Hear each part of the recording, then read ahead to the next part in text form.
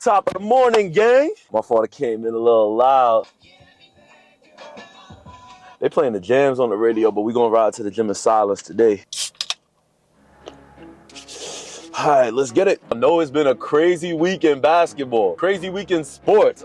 Damn. Luka on the Lakers. Let's talk about it. Now, I'm not a Lakers fan. I'm not a Dallas fan. I'm a born and bred Knicks fan. But come on, Luka on the Lakers? Nobody saw that coming. Now, my official take on the trade. This was a high risk, let me say it again. This was a high risk win now move for the Mavs. Y'all saw the way Luka was getting picked apart on defense in the finals. Let's stop acting like defense ain't half the game. They said that he's out of shape, work ethic ain't there. I don't know how much of that I believe necessarily. On one hand, this is the same organization that got to see Dirk blossom into who he became. It's not like they don't know greatness when they see it. And Luka has been extremely successful and he's only 25 years old. But piecing together all the statements that the Mavs have been putting out, looking like they see the situation that New Orleans has found themselves in with Zion. Generational talent that constantly has his health in question. With Luka being eligible for the Supermax, it looks like they just wanted to cut their losses so that they don't have to play the long game with that. The rest of the NBA is looking at them like, yo, it's Luka, only 25. But not only that, they didn't shop him around and they wound up ironically trading him for Anthony Davis, someone who has notorious health issues.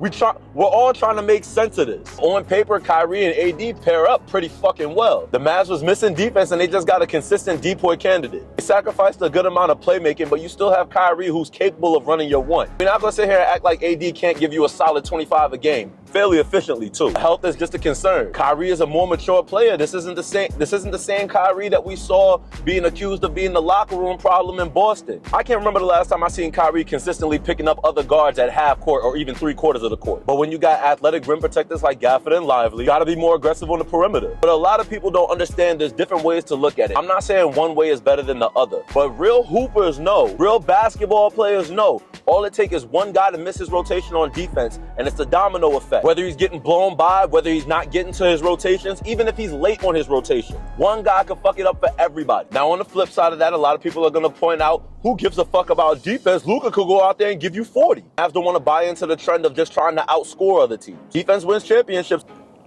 Now it's risky to bet on AD staying healthy, especially when he's getting ready to turn 32. But if he is healthy, this is the best that he's gonna be. The Mavs got about 2 or 3 seasons to silence the haters. Now the Lakers, on the other hand, right now, on paper, Luka and LeBron doesn't make sense, but when somebody offers you a young talent like Luka Doncic, you don't turn down that trade. Lakers got a 40-year-old LeBron, no center, no defense. But they are set up for the next 10 years and can figure out all that other shit later because they have a 25-year-old Luka on the team. The Lakers know that they have the resources to put the proper pieces around Luka that Dallas doesn't because they're in a bigger market. There's more money flowing in and out of LA. Luka just set himself up to be the face of the fucking league. We're gonna talk about that later. LA has never struggled to get stars to come play for them. Wilt, Kareem, Magic, Shaq, Kobe, Bron, now Luka. We thought it was gonna be AD up next, but it's Luka now. I honestly think that it's possible that Luka learns how to take care of his body from LeBron. It's no secret that Bron invests over $1 million in his body every single year, and that has directly played into the longevity of his career.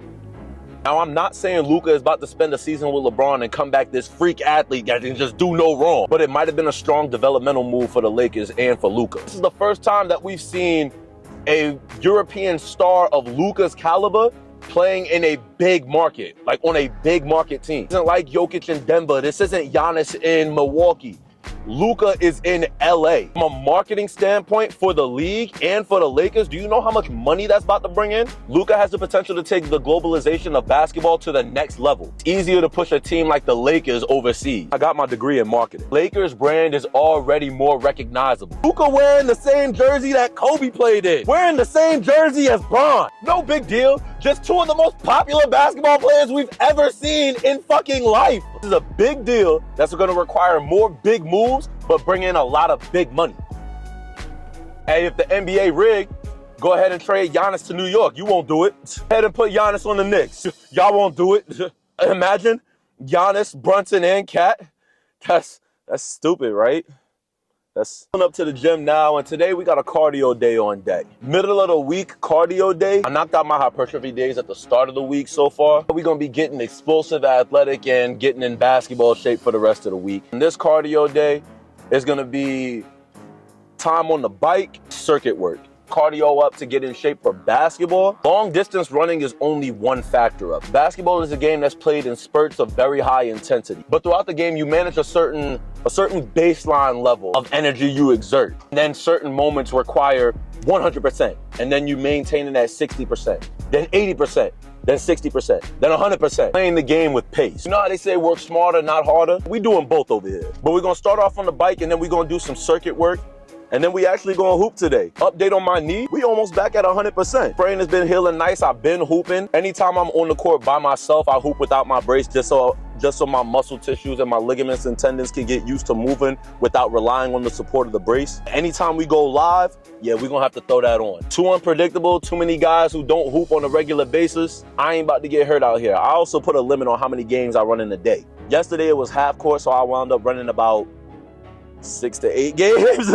I was in here for a couple of hours. But on full court days like today, I've been keeping it moderate, only run about 2, maybe 3 games, just so I could get some live action reps. And so far, the work that we putting in on the court on our own, it's paying off in full court runs. Let's go ahead and get up in the gym. And before we get into this workout, make sure y'all like, comment, subscribe, and turn on the notifications so you don't miss another video. Let's get into it.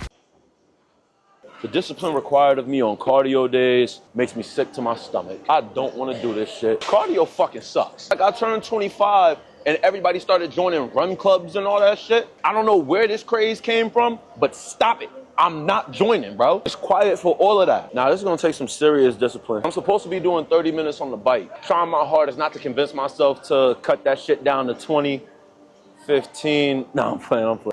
Yes, I'm gonna do it, bro. I'm gonna do it. I need to hire a trainer, keep me disciplined. Okay, so first up on deck, we got 30 minutes on the bike. I'm opting for the bike over the treadmill simply because it's lower impact on the knees and I can still maintain control over the warm up. I say 30 minutes, but it's 30 minutes of the cardio. I gotta take the 5 minutes to warm up. So it's a total of 35 minutes on the bike. But no way y'all sit here and just watch me ride this bike for 35 minutes. Let me go ahead and knock this out, fam. Plus I got my weighted tights on for our circuit work and for when we hit the court later. I'm excited to get moving in that fashion, but we gotta do what we gotta do so we can do what we wanna do. No shortcuts, let's get it.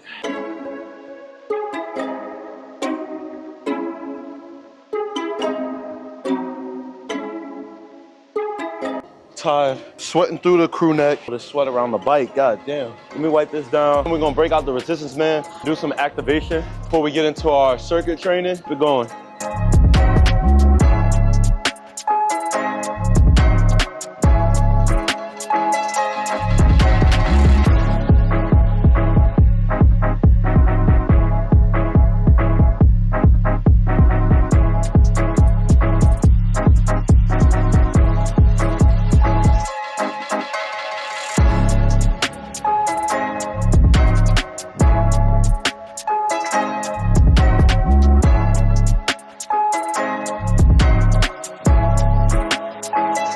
We're finishing up with 15 minutes back on the bike. Then we're gonna foam roll, and I'm actually gonna head back out to the car and chill for a little bit before the hoop session starts. Y'all are more than welcome to join me. We can chill, talk, just vibe out a little bit, nothing too crazy, you know what I'm saying? Pause. All jokes aside, the runs are starting a little later than usual today. Plus, I'm only doing 1 workout session. I said in previous episodes, I don't want to keep flirting with that line of overworking myself. So on days where I'm not lifting weights, I'm going to give my body a little bit more time to recover. We leave in 2 weeks and the season is 3 weeks away. We almost had 100. Let's keep trending up. Okay, I'm re-recording this on Friday morning after the trade deadline has passed, because more moves were made and I want to give my final thoughts. This trade deadline did not disappoint. I'm gonna keep this fairly brief because I feel like this video is pretty long already. I'm not gonna go through every minor trade that was made. Obviously, we're gonna focus on the most impactful ones. De'Aaron Fox to the Spurs, Zach LaVine to the Kings. Zach and DeMar teaming up again in Sacramento. I think they're gonna stay around the middle of the pack, maybe compete for the play-in spot. Now, Fox to the Spurs, got De'Aaron Fox and Victor Wembanyama on the same team. They set up for the next decade. That's a dangerous duo to be on the lookout for. They didn't have to give up anything, really. One of, if not the fastest players in the NBA, paired up with the alien in San Antonio. Yeah, that's scary. That's scary. Now, a last-minute blockbuster move. Jimmy Butler is finally out of Miami. He's in Golden State. The Heat got Andrew Wiggins, Kyle Anderson, Davion Mitchell, and a pick from the Warriors. I'm curious to see what the dynamic between Jimmy and Draymond is going to be like, just like everybody else. In terms of winning, on one hand, I understand the intangibles and culture that Jimmy Butler does have to offer, despite all of the locker room issues. on both ends of the floor. We also know that the Warriors made this move because they couldn't get Kevin Durant. What's really throwing me off about it all, though, is that they signed him to a $120 million 2-year extension. I don't know about that one. Seeing people saying Steph needed help so he could compete with the other duos forming out in the West. I'm not gonna hold you. I don't think it's enough. This feels like a Hail Mary move. There were some other pretty important moves made too. Marcus Smart is on the Grizzlies now. Brandon Ingram is in Toronto on the Raptors now. I'm sorry, but they getting lost in the sauce of all the other shit that's going on. Dennis Schroeder on 4 teams in one day. Damn. But hey, that's what comes with the business of basketball. Now, I know I spent the first half of this video rambling about it already, but I gotta give my clear final thoughts on the Lakers and Mavs. Try my best to keep it short. The Mavs didn't make any additional moves as far as I'm aware. But like I said earlier, a high-risk win-now move. Betting on AD's health. On paper, AD and Kyrie is a great pairing. They got some injuries on the squad right now, but when everybody's healthy, got Lively and Gafford down there protecting the basket, lob threats around the rim. AD gets to play his natural position at the 4. I think he'll be comfortable. He'll be happy.